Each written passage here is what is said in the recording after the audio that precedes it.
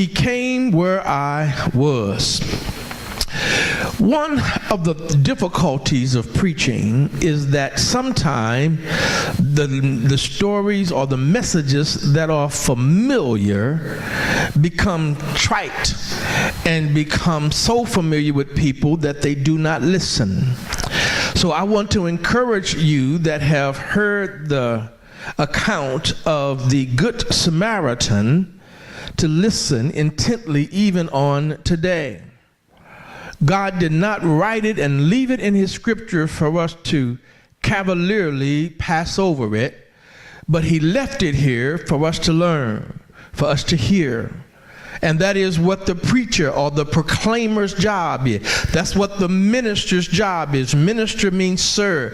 Preacher means to proclaim.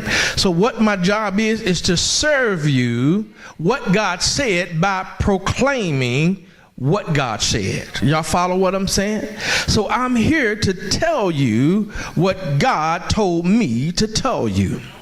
And I have this message for you on today. When it talks about this thing, the context is that there were religious people. There were religious people talking to Jesus, and he's debating with them. And he was talking about making it to heaven. They said, love thy neighbor as thyself. And they went on to talk about this. And then one smart aleck lawyer came and said, well, who is my neighbor? Who is my neighbor? Since I'm to love my neighbor, who is my neighbor?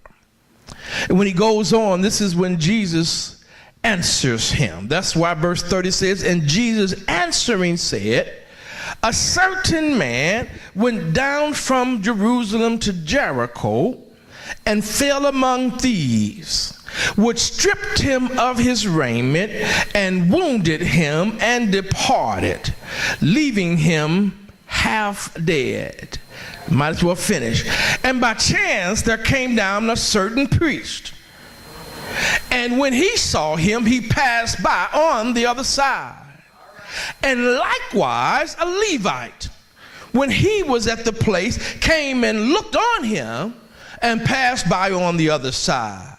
But a certain Samaritan, as he journeyed, came where he was, and when he saw him, he had compassion on him.